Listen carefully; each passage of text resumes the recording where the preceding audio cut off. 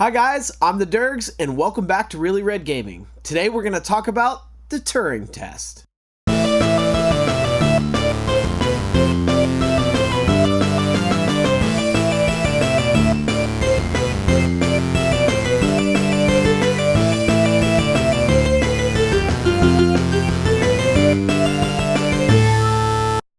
One of the wonderful things about console subscription services is that they normally offer a couple free games every month.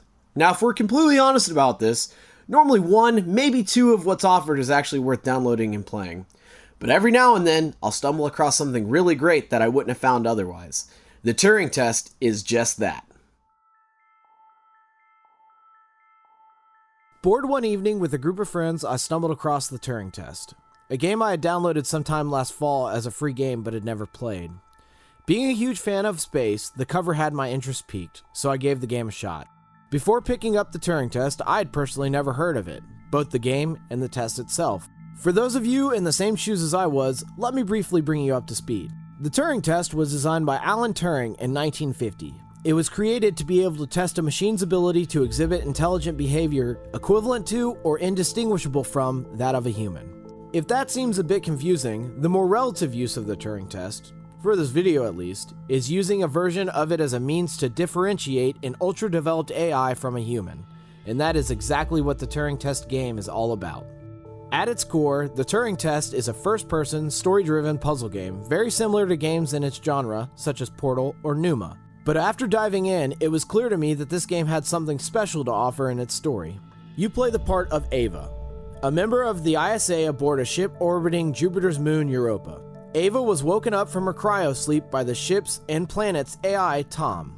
Tom brings Ava up to speed, telling her that her crewmates on the surface are in danger and that she must descend to the icy moon in order to help them. Upon arriving at the surface facility, it is clear that many of the storage rooms have been repurposed into makeshift puzzle rooms, even though the reasoning is not made clear. The gameplay is very similar to Portal, but with a different take. The Turing test, you have a gun that allows you to store up to 3 energy balls. You can then shoot these energy balls to open doors as well as other actions that are available in the game. This is all done in order to reach the next room. As the game progresses more, mechanics are added and the puzzles get harder and harder. The gameplay is super tight, and though at times some of the solutions to the puzzles seem more like cheesing the levels than actually beating them, overall, this is one of the most rewarding puzzle games I've ever played. So right off the bat, this game had me hooked. The game remains relatively challenging, but also fair by teaching you all new game mechanics during the first few puzzles of each chapter. Not to mention that each time you complete a puzzle, you are fed part of the story via a dialogue between Ava and Tom. This is a great way to tell this story because it allows you to remain immersed in the gameplay while also learning what's going on. Kinda. If you can look past the loading screens, that is.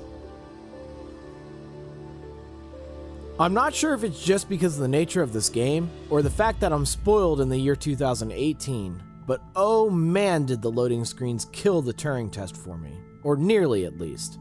There's just something extremely jarring about completing a puzzle and trying to rush to the next room to get fed your next piece of story, only to be met with a huge, "Wait, hold on. Okay, now you can go," between every single room.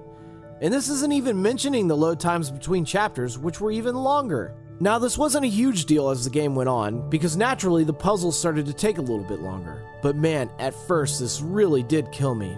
It's kind of like doing a real-life puzzle, and every time you complete a piece, someone covering the entire thing and saying, "Nope, hold on, wait a second." Normally loading screens aren't a huge deal to me, but in this case, it really did break the immersion. Next to that, the only other real gripe I have for this game is it seems that it was really pushing for exploration. And though it's required to truly complete the game in totality, most of the items I found throughout it served absolutely no purpose. Like, if you're gonna make it to where every cup in the game is able to be examined and spin, maybe hide something under one, or write something on the bottom of it. I don't know. Maybe it's just the nature of how I play games, but after a while I picked up on what to look for and what to ignore, and I feel like this was a major misdirection on the devs' part. Overall, I really enjoyed my time with the Turing test. I can safely say it's one of the few games that introduced me to a completely new concept. I think it goes without saying that if you're a fan of puzzle games, or space, or just happen to have it downloaded as a Games with Gold perk, that this game is definitely worth your time. The story is truly captivating, And who knows, you might just learn something. Anyways, as always, thank you guys so much. We'll see you next time. Hey, if you've made it this far, thanks so much for watching. If you enjoyed the video, feel free to check out the other ones that are on the screen. Anyways, what do you guys think of the Turing test? At what point does imitating intelligence become intelligence? This game really did get the brain gears spinning. Let me know what you think in the comments below. Bye bye.